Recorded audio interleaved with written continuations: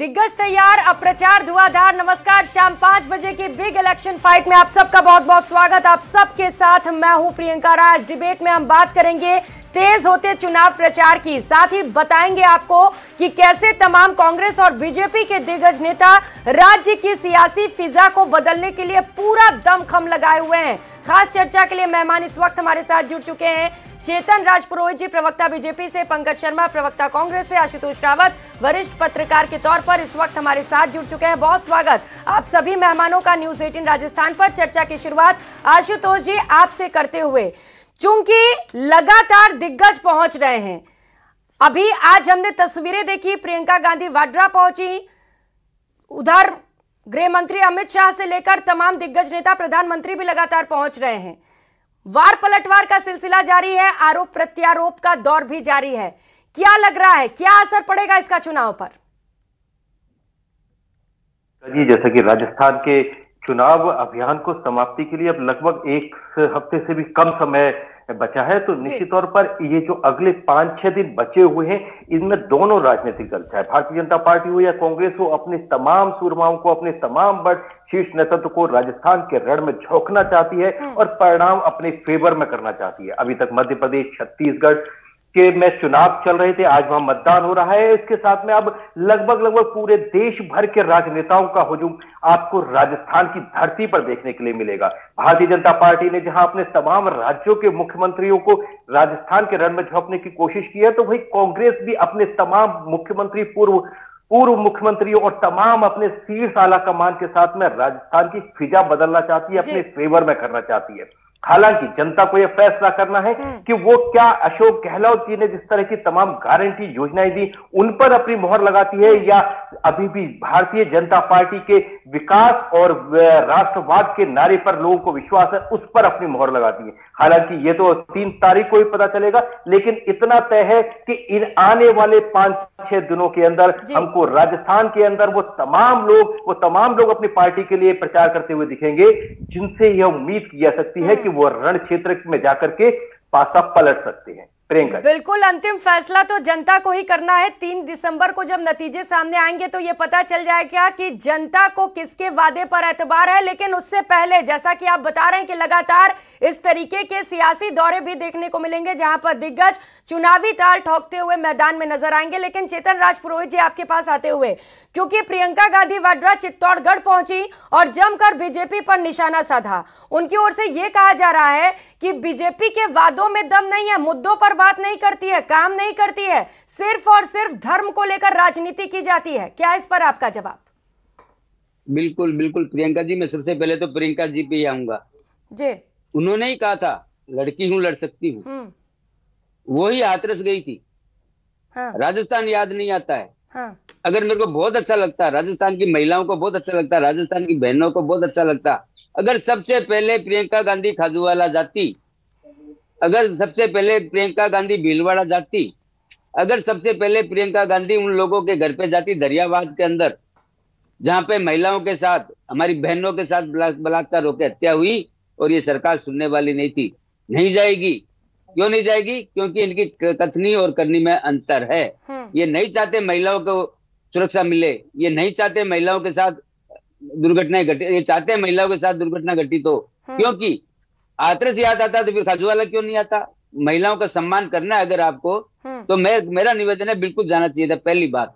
दूसरी बात, हमारे गृह मंत्री जी, हमारे माननीय अमित शाह जी ने आज अजमेर में जो बातें कही है, आपने भी सुना, मैंने भी सुना, क्योंकि केंद्र सरकार के पास बताने के लिए बहुत कुछ है, राजस्थान की जनता को दिया है, इसलिए आ रहे हैं। और अपनी योजनाओं के बारे में बताया है, 3 तलाक के बारे में बताया है, कन्हैयालाल मर्डर के बारे में बताया है, 10 लाख करोड़ रुपए जो 2014 से लेकर 23 तक राजस्थान सरकार को दिया है, उसके बारे में बताया है, प्रधानमंत्री आवास योजना के बारे में बताया है, राम मंदिर के लिए दूसरी दिवाली मनाने के लिए बताया है।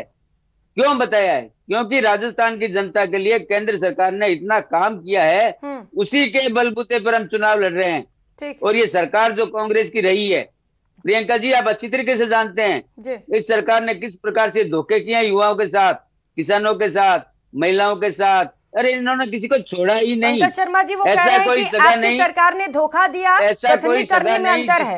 और जैसा कि प्रियंका गांधी जी कह रही थी कि खत्म कर लेता हूँ, बीजेपी काम के दम पर वोट नहीं मांग रही है, लेकिन अगर घोषणा पत्र की बात करें तो मैनिफेस्टो में कई सारे चीजें, वादे जो किए गए हैं वो तो काम के दम पर ही वोट मांग रही है। और लगातार जिस तरीके से बीजेपी केंद्र में जो सरकार है वो एक लंबी फहरिस्त उसके पास है कामकाज की, और उसी के दम पर कह रही है कि हम चुनावी मैदान में उतरेंगे भी और जीतेंगे भी। प्रियंका जी, हमें एक बात समझनी होगी कि जो बीजेपी है वो झूठ और जुमलों की पार्टी है। जो उन्होंने नाम भी चुरा लिया है घोषणा पत्र में, वो गारंटी राजस्थान के अशोक गहलोत। प्रियंका जी आवाज नहीं आ रही है, क्या बात है? जनता को गारंटी दी है, जनता को पंकज जी आपकी आवाज ठीक से नहीं आ रही है। प्रियंका जी आवाज आ रही है आपको मेरी? हाँ बोलिए। जी प्रियंका, मैं ये कहना चाह रहा था कि जो बीजेपी की सरकार है वो जुमलों और जुमलों की गारंटी देती है, झूठ की गारंटी देती है। वो लोग जिस वादों के साथ सरकार में आए थे, सत्ता में आए थे, उन्होंने कहा था कि 15 लाख सब लोगों के खाते में होंगे, वो नहीं हुए। उन्होंने कहा था काला धन वापस आएंगे, वो नहीं आया। उन्होंने कहा था 100 स्मार्ट सिटी बनेंगे, वो नहीं आया। उन्होंने कहा था कि बुलेट ट्रेन 2022 तक चला देंगे, वो नहीं चली। उन्होंने कहा था सबको आवास मिलेगा, वो नहीं मिला। उन्होंने कहा था किसानों की आय दुगनी हो जाएगी, वो नहीं मिलेगी। तो पूरा देश जानता है कि बीजेपी सिर्फ झूठ और जुमलों की पार्टी है, उनके पास गारंटी जैसा कुछ नहीं है।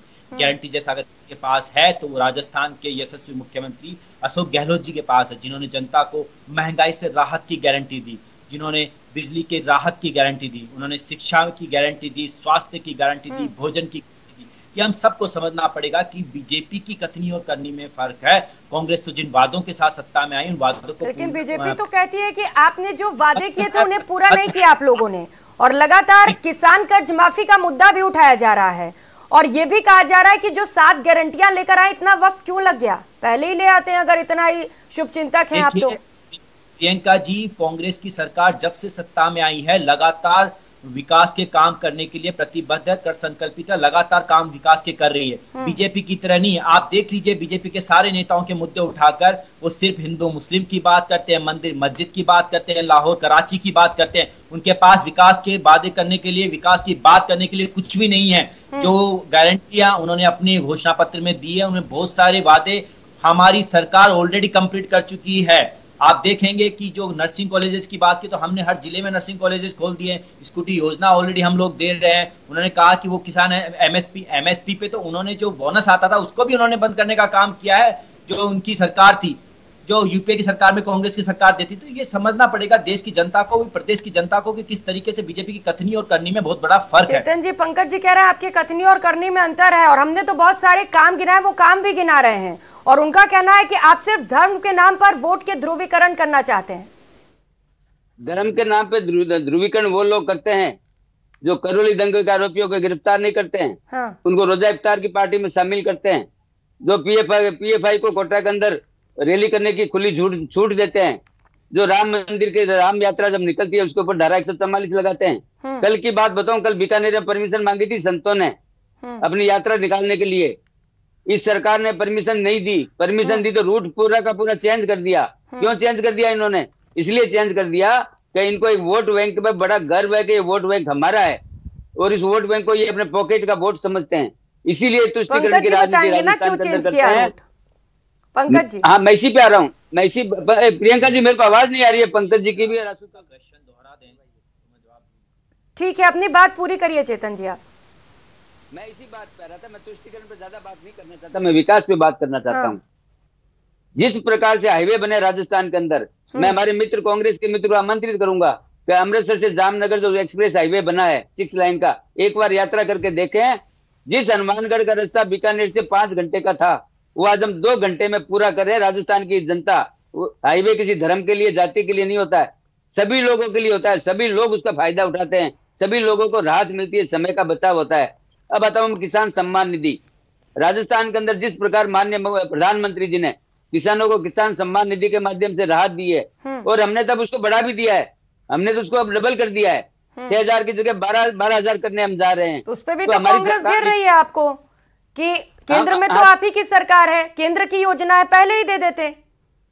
मैं इसी बात पे आ रहा हूँ। हाँ। इसी बात हम दे तो रहे 6,000, इन्होंने एक पैसा नहीं दिया, इन्होंने तो लूटा है किसानों को।